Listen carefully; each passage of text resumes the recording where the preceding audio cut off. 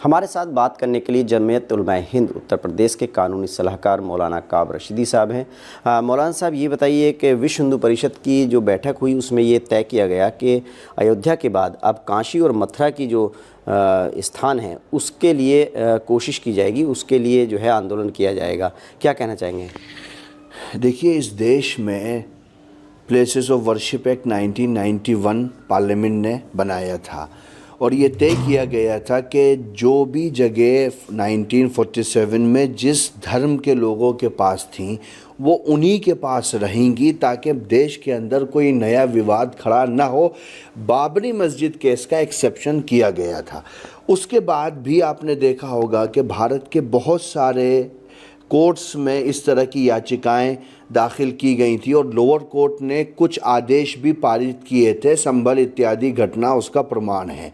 लेकिन 2024 में 12 दिसंबर को भारत के सर्वोच्चतम न्यायालय ने यह कहा था कि प्लेसेस ऑफ वर्शिप एक्ट को चुनौती देने वाली सभी याचिकाओं पर सुप्रीम कोर्ट स्टे करता है।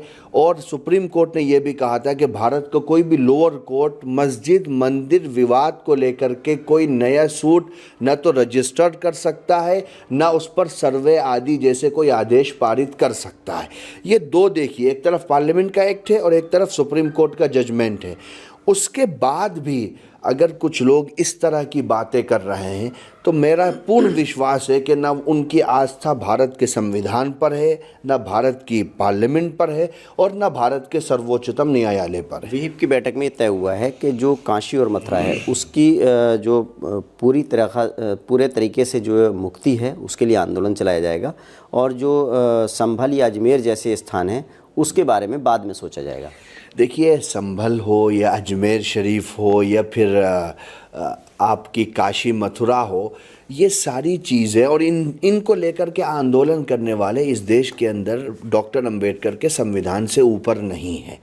आपने देखा होगा जब अंबेडकर के संविधान के अंतर में जन्म लेने वाली संस्थाओं ने देश के अंदर एक मॉडल दिया है, एक वैचारिक लाइन खींची है, उसको क्रॉस करने के लिए ये अधिकृत कैसे हैं? क्या ये जब मैटर सब जुडिस है सुप्रीम कोर्ट में तो इनको अधिकार बनता है कि उस पर टिप्पणी करेंगे, उसको लेकर के देश के अंदर सांप्रदायिकता का माहौल पैदा करें, हार्मनी को डिस्टर्ब करें? क्या ये शोभा देता है? देश के संवैधानिक पदों पर बैठे हुए लोगों को भी इसका नोटिस लेना चाहिए कि हम भारत को किस दिशा में ले जा रहे हैं। एक बात और कही गई है कि जो हर मस्जिद है उसके नीचे वो मंदिर नहीं तलाश रहे हैं, लेकिन जहाँ पहले मंदिर थे उसके लिए कोशिश की जा सकती है। साहब, मंदिर कहाँ थे ये आप डिसाइड करेंगे। आपने कहा था कि बाबरी मस्जिद राम मंदिर को तोड़ करके बनाई गई।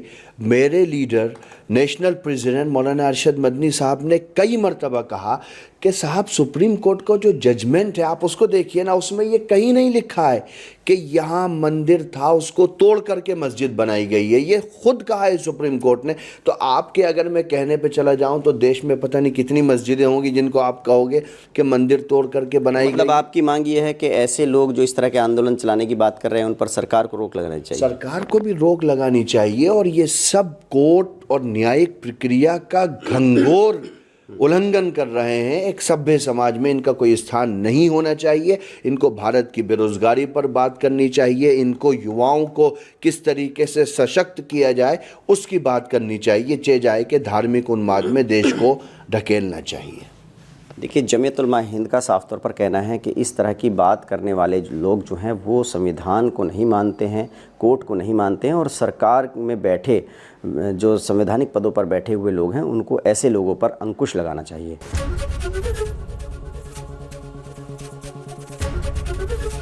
एबीपी गंगा, खबर आपकी, जुबान आपकी।